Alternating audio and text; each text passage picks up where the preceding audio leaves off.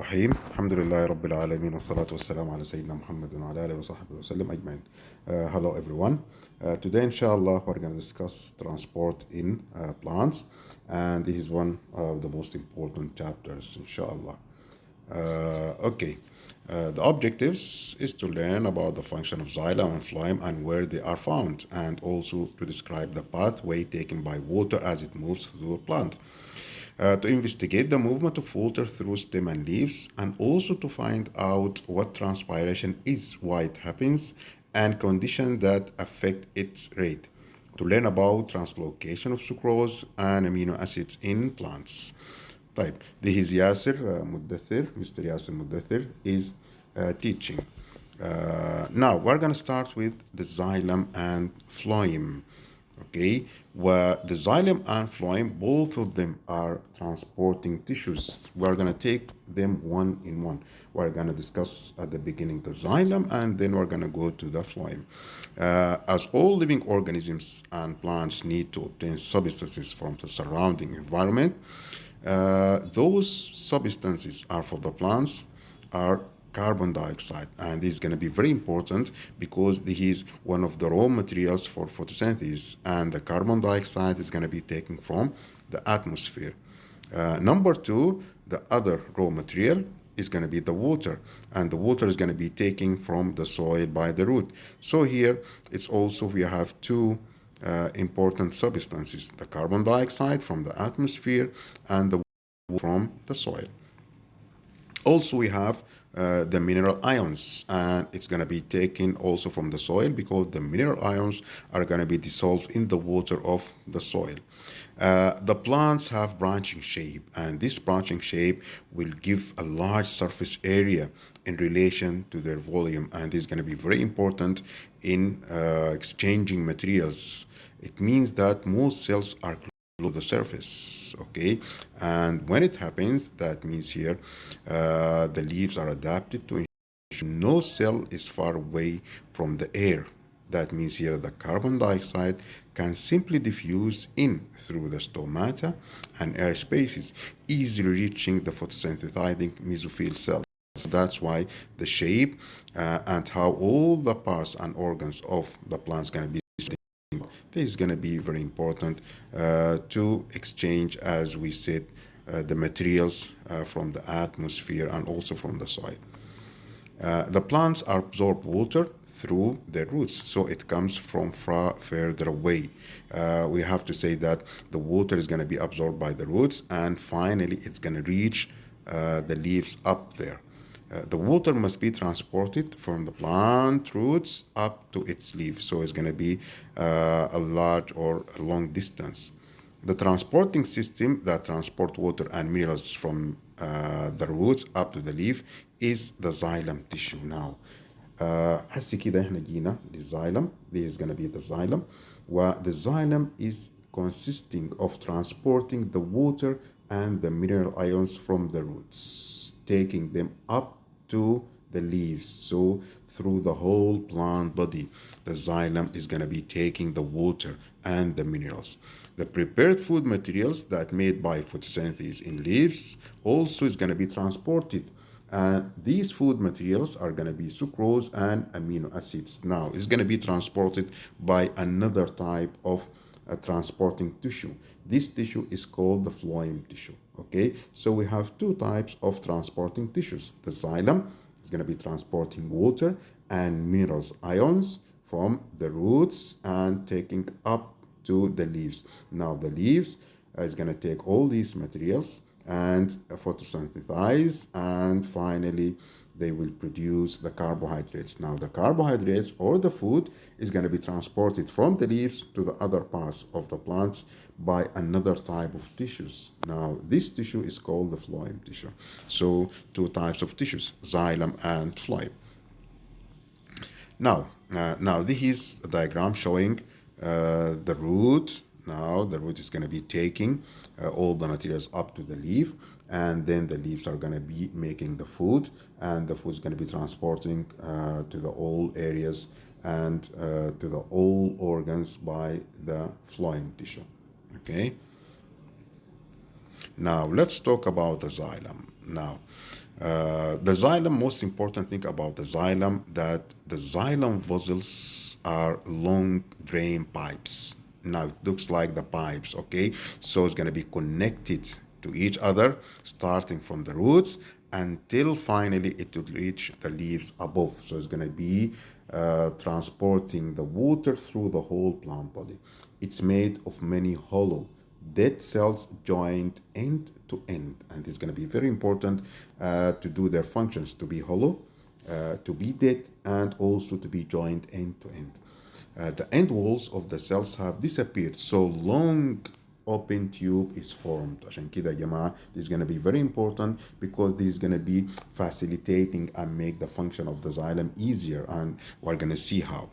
The xylem vessels run from the roots of the plant right up through the stem, where they branch out into every leaf. So the xylem is going to deliver the water and the minerals to each leaf, because they're going to be spreading into the leaf blade through the vascular bundles or through the veins. So the veins that are going to be spreading inside the leaf blade are actually containing xylem vessels inside. Now let's have a look to the xylem tissue. This is going to be a diagram showing a longitudinal section on the left and also a transverse section on the right. Now, as you can see here, the structure of the xylem is very clear. It's hollow. Now, the thick walls here are present, and this thickening is coming from the presence of another substance. It's called lignin. Now, the lignin is going to be with the cellulose, and such structure will make the cell wall even thicker and stronger. So here the xylem vessels are lignified. بنقول عليه دائما يا جماعة لو بدنا نتكلم بالعربي إنه دائما الcell wall is very thick لأنه it's going to be lignified. Lignified meaning it's going to be supported by a substance. This substance is called lignin, and the lignin will make it strong. Okay, now here we have spaces. Now, as you can see that the xylem is hollow. There is no contents. There is no cell contents inside. Okay, that means here it's gonna be hollow like a pipe. Okay, and also there is no intercellular or cell walls between each cell. So here it's going to be continuous. Okay, so the gap where end wall of cells have been lost, because here each one used to be a cell, and these cells are going to be connected end to end now, but the walls between the cells have disappeared, so it's going to be a continuous tube. Now all these structures, all these features will make the xylem function. It's going to be adapted to its function. Now this is an electron micrograph showing how the xylem vessels are under the electron microscope. Now, so the xylem vessels contain no cytoplasm or nuclei. That means they are dead. Their walls are made of cellulose and lignin. That means they are lignified. Okay, the lignin is very strong, so the xylem vessels help to keep plant upright. Now, this is one of the most important functions for the xylem. In addition to transporting water and minerals, it also will give strength and support to the whole plant organs, because whenever there is xylem, there's going to be a strength in that area. So the xylem vessels help to keep the plants upright. Now, wood is made almost entirely of lignified xylem vessels. Now, the wood that we call wood, that's coming from the plant, it's very strong, it's very hard. Why? Because of the presence of the xylem vessels. And why the xylem vessels are strong? Because they are lignified. Okay, so the lignin will give this strength to the xylem vessel. So here we can conclude the following. إذا احنا ممكن نتفق على إنه the xylem having two functions. The xylem vessels having two functions. Number one, conducting and transporting the water. Number two, they are also giving support and the mechanical strength, okay, to the plant and to the organs where they present. Type. Now, how xylem vessels is related to their functions? Type. Let's see now. For the first function, the first function is going to thing, we're going to see that the walls of vessels containing lignin, and this is the source of the strength. Now, so here, how this is going to be important for supporting the lignin is very strong and can support the great weight of even a heavy tree. Now, this is number one. The lignin is very strong and it's going to give the support or the necessary support. Also, in leaves, the xylem vessels in vascular bundles help the leaf to be held flat to provide the large surface area to absorb sunlight. Now, in leaves, all the time the leaves are gonna be supported by the veins. We see a lot of veins inside the leaf blade. Now, those veins actually are vascular bundles, and the vascular bundles containing xylem vessels. Now, so the xylem vessels will give strength to the leaf and make them spread all out and make them flat so they can receive the maximum light possible for photosynthesis. Now, this is going to be the supporting function, okay? We have another function, as we said, for the xylem, is going to be transporting. Now, here we have four features that will help the xylem for transporting. Now, the first feature is that the cells are dead and with no contents. Now, how is going to be helping this feature? Now, the explanation: water can flow easily through this tube. There is no content, so here the water can flow without any difficulties. The feature number two: there are no cross walls between the dead cells. Now, this even is going to be much easier for the water to flow, okay, without being breaking up. So there is a continuous for water to flow through all the way from the roots to the leaves. Now, the third feature: the walls of vessels containing lignin. Now, the lignin is a supporting material, but also is going to be helping the xylem in the transporting function. How? The lignin is solid, and it will make sure that the vessels stay open and do not collapse because there is going to be a pressure. Now, this pressure is going to be helping the plant or the water to be flow all and along the xylem vessels. Now, the strength of the lignin will help the xylem vessels to keep steady and not to collapse. And this is going to be allowing the water to flow through easily. Now, the fourth feature: now the diameter of the vessels is between about 15 micrometer and 200 micrometer. Now, this is going to be quite enough. It's not too large and it's not too small, okay? So this is going to be enough to make sure that the column of the water inside them doesn't break, and also the wide or the width is going to be enough to allow a lot of water to flow through. So here we have four features for the xylem that's going to be facilitating and make the transporting of water more easily. Now the cells are dead. There are no cross walls. Number three, they contain lignin. And number four, the width or the diameter of the vessels are going to be enough, not too narrow and not too wide for this. Okay, now we have to know and to identify where we can find the xylem inside the different organs. Now here we have a cross section of a stem. Now you can see that the xylem is a part of the vascular bundle. We're gonna go and to see what's the meaning of the vascular bundle, but now here you can see that the xylem is gonna be distributed inside the stem in a form of a ring. Now here you can see the xylem. This is one of the vascular bundles. Another one can be seen also. Now here we can see about 6 xylem tissues, okay, because we have 6 xylem or 6 vascular bundles. Now here is going to be clear that the xylem in the stem is going to be in a form of a ring inside the xylem. Again, a transfer section through the electron microscope. It can be seen through the electron microscope, light microscope. Now this is how the xylem will appear. We can see that the whole structure and the circles inside.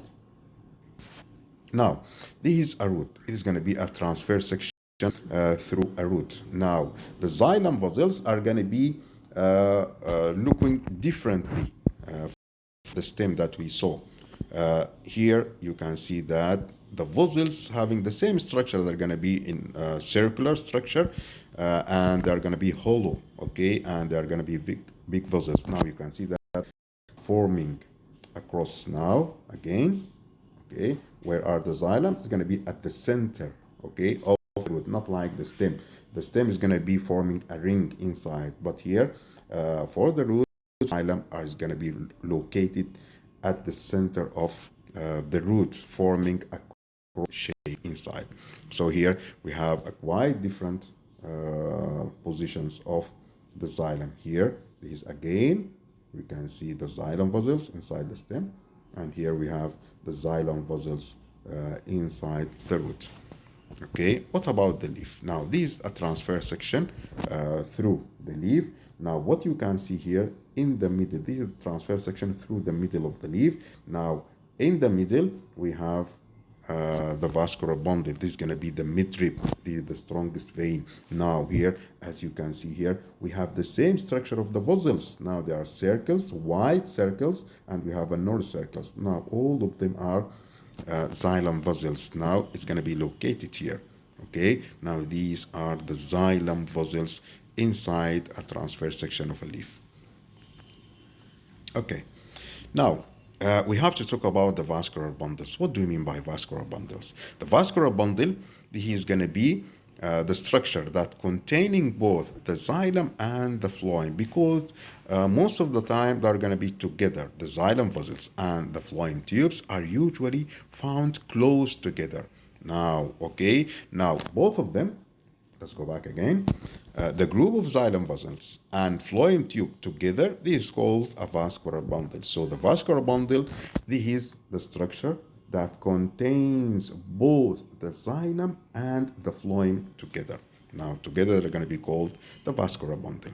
Now, as you can see here, the position of the vascular bundles inside the root. Now, as you can see, the red structure here, this is going to be the xylem. It's going to be like a cross, or here we have 5 arms, okay? Now, between the arms of the xylem, we can find the blue structure is going to be the phloem tubes. This is going to be a transfer section. Now, the whole thing, the xylem and the phloem together, okay, we call this a vascular bundle, okay? So in a root, the vascular tissue is found at the center. When you say a vascular tissue, this is going to be the whole vascular bundles, whether they are it's one vascular bundle or more than one vascular bundle. Now all of them are called the vascular tissue. In roots, the vascular tissue located at the center. Now, this is the stem, okay? And we have seen the stem earlier. As you can see here, now this is the vascular bundle. The vascular bundle is forming a ring inside the stem.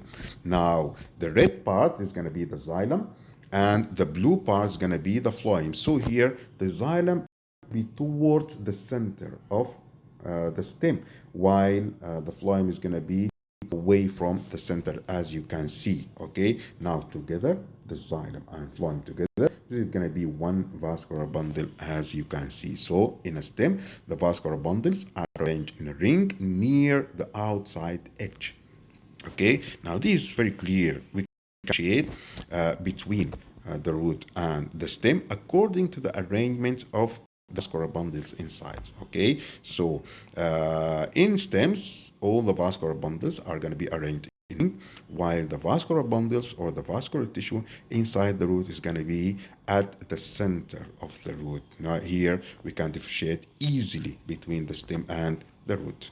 Now, what about the leaf? Now, here you can see that the leaf having a very different structure from roots and stems. Why? Because it's a flat structure, as you can see. And this flat structure is helping us perform the main function of it. The main function of the leaf is, of course, photosynthesis. Now, if we want to make a transfer section, so we're going to cut the leaf, as you can see here. Now, we have different positions. At the center, where we have the strongest vein and the thickest vein, this is called the midrib, okay? The thickest vein here, or the midrib, when we cut here, we are going to find the upper on your right. We have, okay? Now, so here, the vascular bundle, the biggest vascular bundle is going to be in the middle. Now, the biggest vascular bundle here is going to be containing both the xylem and the phloem, as you can see.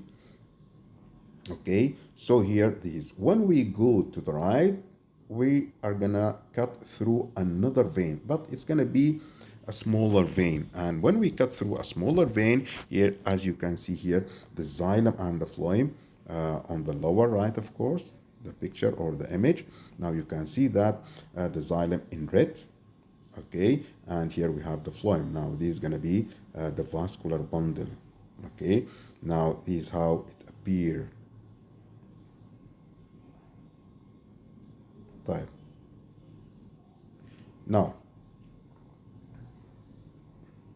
so here, as you can see, okay, this is the vascular bundle, okay, and here we have the xylem, and here we have the phloem. Now it's very clear for us. Now let's go to see how the water is being transported inside the plant, okay. Now, let's see the water uptake. Now, the plants take in water from the soil through the root hairs. Now, we know this, okay, because here the part of the plant that is going to be responsible for absorbing the water from the soil, this is going to be the root. Now, the part of the root that is going to be responsible for absorbing the water and taking in the water, this is going to be the root hairs. So, the root hairs are responsible for the absorbance of the water and minerals from the soil. Okay, now at the tip of the root, now we have a very important structure. This is called a cap or a protective cap, or sometimes they call it a root cap. Now the root cap is going to be at the tip of the root, okay, at the end of the root, at the apex of the root. It's going to be very important to protect the root as it grows through the soil, because here the root is going to be penetrating the soil particles, penetrating the rocks, and so here it's going to be vulnerable for such damage. So it's going to be protecting the inside cells, okay, from damaging by the rocks and by the particles of the soil. Now the rest of the root is covered by a layer of cells. Now these cells, or this layer of cells, is called epidermis. So the epidermis, this is going to be the outer layer above the root cap. The outer layer is going to be exposed, and in direct contact with the soil is going to be the epidermal cells or the epidermis layer. Now the epidermis layer is going to be very important because it's the layer that's going to be responsible for the absorbance of the water, since it's going to be in a direct contact with the water of the soil. So the root hairs are becoming and formed from some of these epidermal cells. Now, not all the epidermal cells are going to be forming root hairs, but some of them are going to be extended outward, and this extension is going to be in a form of a hair. Now, the whole thing, this extension and the rest of the cell, the whole thing is called a root hair. So the root hair is one cell. That's why sometimes they call it unicellular root hair. Now, there are many root hairs at the very tip of the root. They start a little away behind it, okay? Now, it's going to be having a specific location at the tip of the root, but just a little bit above the root cap. Now, each root hair is long epidermal cell, and we know that the root hairs don't live for long time. Why they don't live for long? Because as they grow, they get damaged by the soil particles and are by new ones. Okay, this is very important to remember. Now this is a micrograph of the roots. Now, as you can see here, this is the root cap. Now this is the end of it. Now it's empty from the root. Now a little higher up, we are going to find that this is the region that's going to be having the root hairs. Those hairs are actually coming from some of the epidermal cells. So all these cells are unicellular. Now the extension and the rest of the cell, now all of them are going to be one cell. So this is going to be the root hairs. The root hairs are actually very important. Now this is a transfer section, as you can see. Now here, this is going to be the root hairs. That's going to be the epidermal layer. Now this is one of the root hairs, and this is another root hair.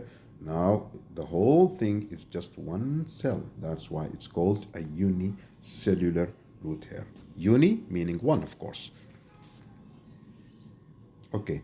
Now, the function of the root hairs. Now it's very important that, and we know it's very easy to determine the root hairs function, because the function is going to be very easy to determine, because it's going to be absorbing water and minerals ions from the soil. Okay, now it's very important to know that the water is going to be entering those root hair cells by osmosis. Do you remember osmosis, guys? Osmosis, this is going to be the diffusion of water molecules from the region of high water potential to low water region potential, and this is going to be through a partially permeable membrane, and the partial permeable membrane is going to be the cell membrane or the cell surface membrane. So osmosis is going to be the movement of water or diffusion of water molecules from a high water potential to low water potential region, and it's going to be through a partially permeable membrane like the cell surface membrane. Now, in order for the osmosis to take place, we have to find a high water potential region. Now, high water potential region, this is going to be the diluted solution that containing more water. The low water potential, this is going to be the concentrated region, concentrated with solutes and having less water. So when we have a diluted solution having more water, this is going to be a high water potential region. When we have a concentrated solution, that meaning having less water and more solutes, that means here we have a low water potential. In this case, in order that the water will enter the cells from the soil, so here the soil solution should be more diluted than the solution inside those epidermal cells. Now, so here the cytoplasm and the cell sap inside the root hair are quite concentrated solution. Concentrated with solutes, that means here they are low water potential. Now, the water in the soil is normally a more diluted solution. More diluted solution meaning what, guys? Meaning they have a high water potential. So water therefore diffuses into the root hair down its concentration gradient. Okay, now it's going to be very clear. Through the partially permeable surface membrane of those cells. Okay, so here the long thin root hairs are gonna be having a large surface area. This is the second function. Okay, why we need a long hairs for those root hairs? Okay, because they're gonna be providing us with a large surface area, and this is gonna be increasing the amount of water that's gonna be taken, because here we're gonna have more surface area, okay, by those hairs. Now let's have a look. Now the root hairs are on the edge of the root. Of course, these are the root hairs. Now, okay, so the water is going to be entering the cells of the root hairs by osmosis.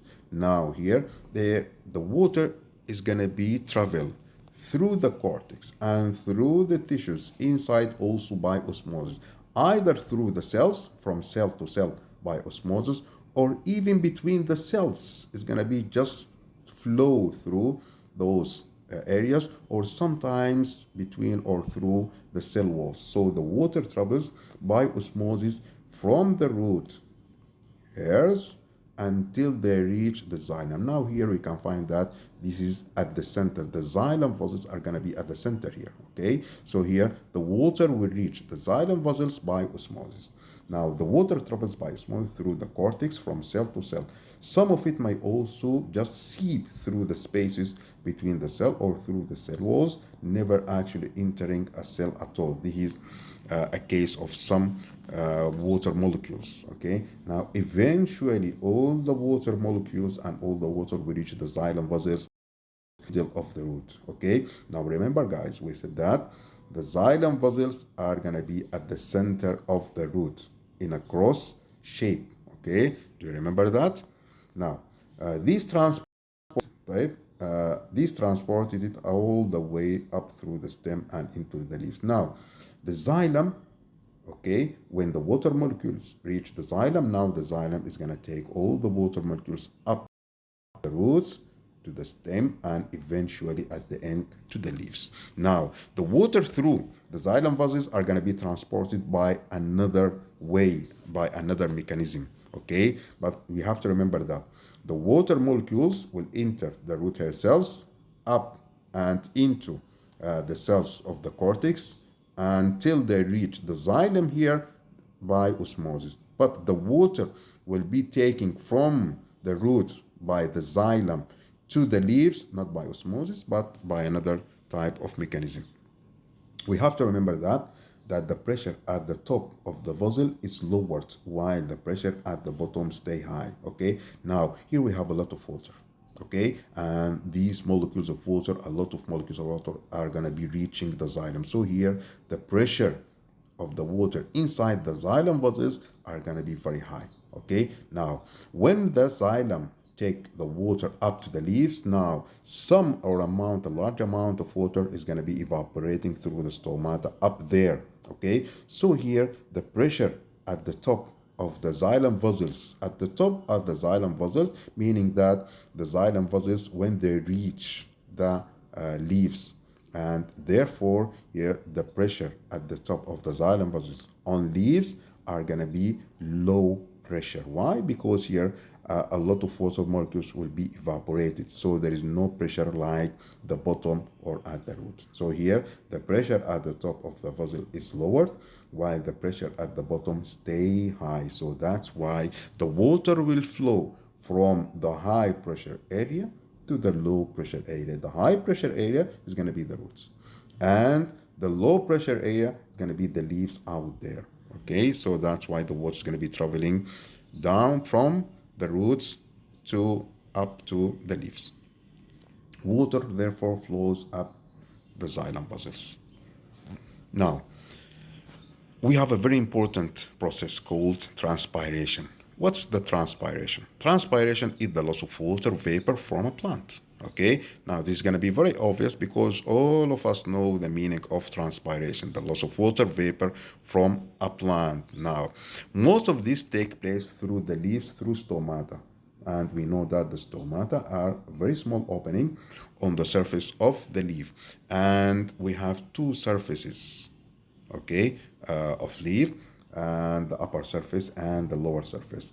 Those stomata are going to be concentrated on the lower surface of the leaf more than the upper surface. Now, so here, as you can see here, this is the xylem vessels. Now, the water molecules reach the water molecules reach the top of the xylem vessel. Now we know that the top of the xylem vessel are going to be at the leaves. Now here, when the water molecules reaching here the xylem, now they're going to be flowing from the xylem vessels to the mesophyll cells of the leaf by osmosis. Okay, why? Because here it's going to be flowing from water potential to the low water potential. Now, at the end, we are going to see that the water molecules are going to be surrounding the mesophyll cells in a form of a very thin film of water. There are cavities or spaces between those cells. So the water molecules are going to be vaporing and they are going to be traveling and diffusing from those cells, mesophyll cells, into those spaces.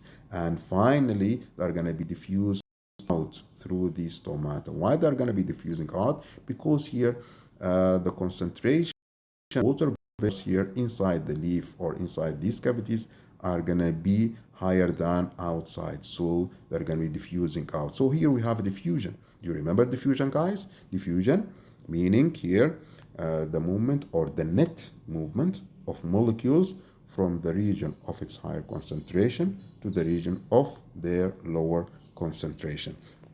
Now here, the higher concentration is going to be inside the leaf, and the lower concentration of the water vapors are going to be outside. So therefore, they're going to leave the water here through the stomata. Now this is called transpiration.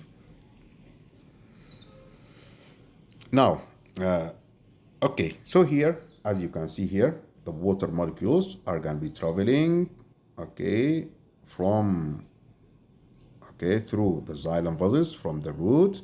They're going to reaching the stem, and they are going to be traveling to the leaves, and so the water are going to be evaporated through the stomata outside. So here, the pressure here is going to be less than the pressure here. Okay, so this is going to be the transpiration will reduce the effective pressure at the top of the xylem valves so that water flows up them. So since here we have a low pressure and here we have high pressure, so the water will keep flowing from the roots to the leaves.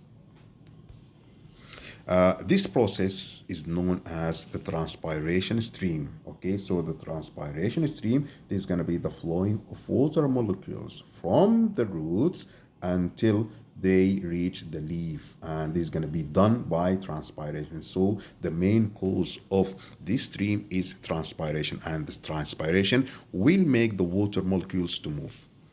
Now, we have another thing called transpiration pull. Now, the constant movement of water through the stomata will reduce the pressure at the top of the xylem vessels. We agreed about that. Now, therefore, the pressure at the top of the xylem vessel is less than the pressure at the bottom meaning the roots. And the pressure difference will cause the water to flow upward from the high pressure to low pressure. It's very important to know that because here we have a pressure difference between the top and the bottom, and this difference will make the water move or will make the water flow up. So the pressure difference between the top and the bottom, this difference of pressure is called the transpiration pull because it's caused by the loss of water vapor by transpiration. So we have the transpiration pull and we have a transpiration stream. The transpiration stream, this is going to be the flowing of the water from the bottom, meaning the roots, to the leaves, okay? And this is going to be done by transpiration. Now, transpiration pull, this is the difference between the two pressures of the root and of the leaf. Right. Now, we have conditions that affecting the transpiration rate. Okay. Now, the rate meaning the speed. So, the rate at which water vapor diffuses out of a plant leaves is affected by the environment. Okay. Now, we have factors that's going to be affecting the rate of transpiration, and the rate of transpiration will be high rate and sometimes going to be a low rate of transpiration. So the water molecules sometimes will diffuse out, okay, in a high speed or sometimes in a low speed. So what type of factors that affecting the rate of transpiration? The first factor is going to be the temperature, of course. It's going to be very obvious to know that at the higher temperature, now here we have a higher transpiration rate. Why? Because here the temperature, the high temperature will make the water evaporates more and more. So here, so whenever the temperature is high, the transpiration rate is going to be also high. Okay. Another thing will affect also the transpiration, the wind. The more wind and the higher transpiration rate. Okay. So both of them, the temperature and the wind, are going to be directly proportion to the high or to the rate of transpiration. On the other hand, we have the humidity. Now, the humidity is going to be inversely proportional to the rate of diffusion or the rate of transpiration. Humidity, in the higher humidity, we're going to have a less water vapor diffusing out, meaning a low transpiration rate in the high humidity. Now, in the low humidity, that means here we have a high transpiration rate. Okay, guys, don't forget. So the humidity is inversely proportional to the rate of transpiration, while the temperature and the weight are directly proportional to the rate of transpiration. Now, we go on. So when we discuss the transpiration, when we discuss the loss of water, so we have to discuss the meaning of wilting. What's the wilting? Right? If the temperature is high, right, and it's windy and the air is very dry, that means here the transpiration will happen very quickly.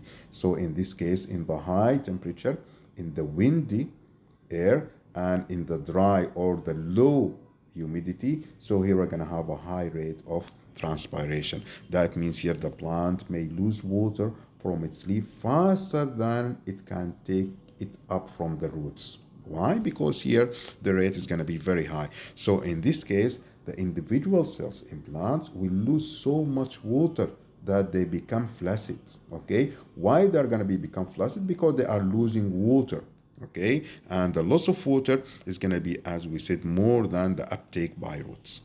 Now, the tissue in the leaves are no longer supported by the target cell. Now, when we say that the cells are going to be flaccid, that means here they're not going to be having a turgidity. Okay, and we know that the turgidity will make the cell strong and supporting and having a skeletal support. Now, in this case, okay, there is no longer such support because there is no target cells. Okay, and in this case here, the leaves become very soft and floppy, and that's why sometimes you can see that the leaves, okay, are going to be falling down. Okay, this is called wilting, and the wilting is going to be caused by the loss of water through the high rate of transpiration.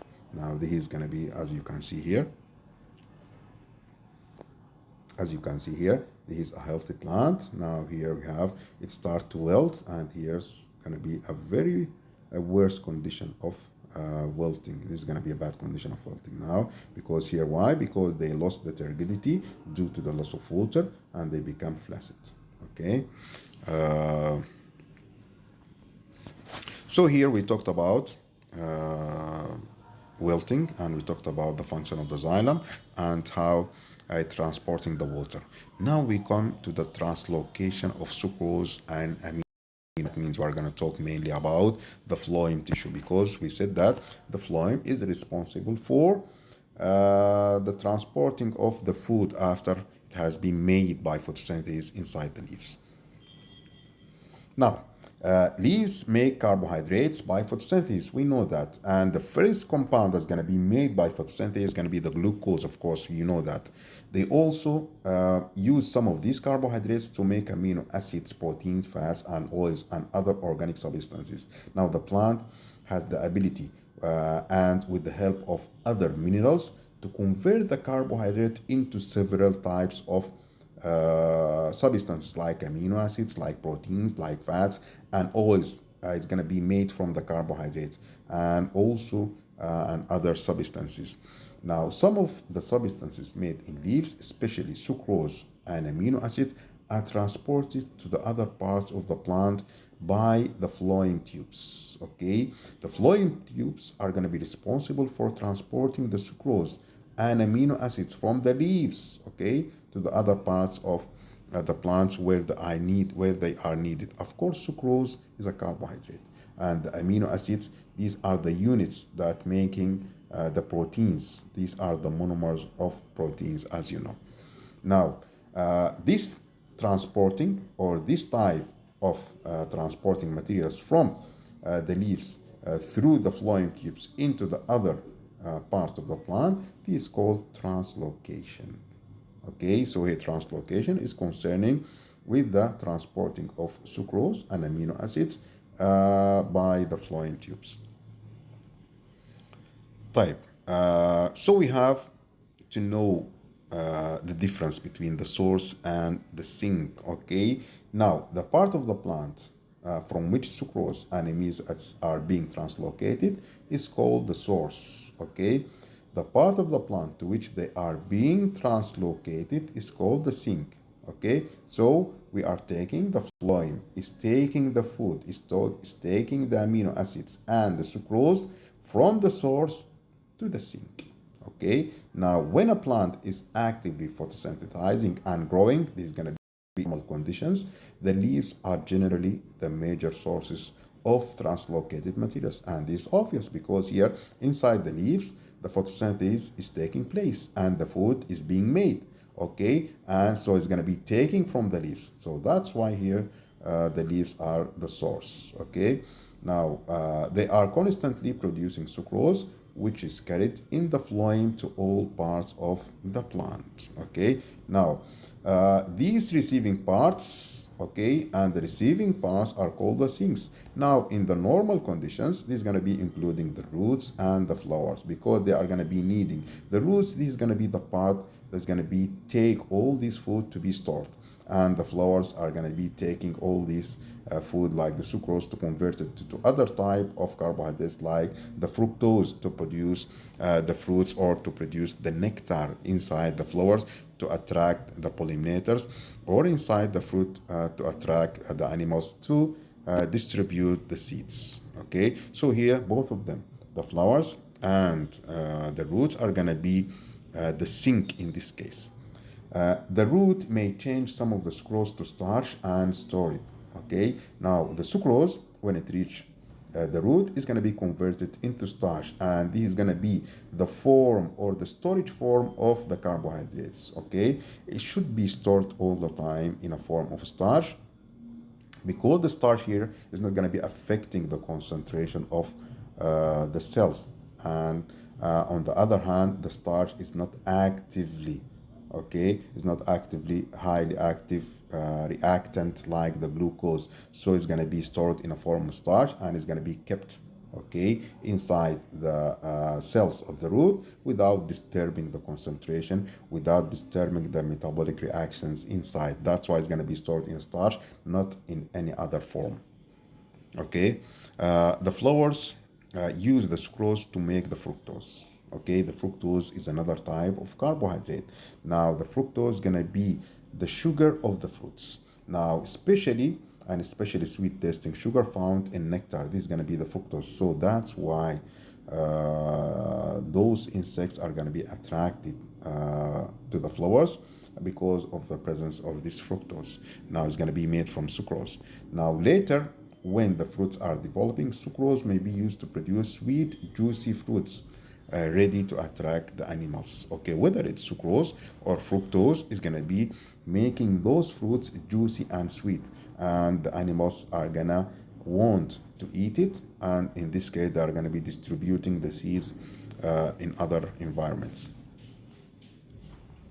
But many plants have a time of a year when they wait in a state of reduced activity for harsh conditions to end. Now, sometimes the plant is not photosynthesizing. Why? Because sometimes in hot climate during the hottest, driest seasons, now here the photosynthesis is going to be stopped. Okay, in temperate countries, it may be also during the winter. Now, in both cases, during these difficult times, the plant doesn't photosynthesize. So here, no food is going to be made. So how the plant's going to survive? The plant survives by using the stored food like the starch. The starch has been stored inside the roots. Do you remember, guys? Oils also are being stored, and other materials in its roots. Okay, so the root here is going to be the storage place. Now this is going to be done during the photosynthesizing season. Now all the food is going to be stored inside the root. Okay, the stored materials are converted to sucrose and transported to the other parts of the plant. Now, so here the plant is going to be surviving using these materials stored by the root. So here the root used to be the sink, but here in the harsh conditions, now the root now is acting like a source, not as a sink. Why? Because here all the sucrose and all the carbohydrates and all the food is going to be transported from the root to the other parts of the plant. So here now in this case the root is going to be the source rather than being the sink as usual. Okay, now you have to remember that when we want to transport the carbohydrate, we have to convert it into sucrose, because this is going to be the translocated form of the carbohydrate. If we want to store the carbohydrate, we have to store it in a form of starch. If we want to use the carbohydrate, it should be transported in a form of glucose, and the used shape or the used part of the carbohydrate.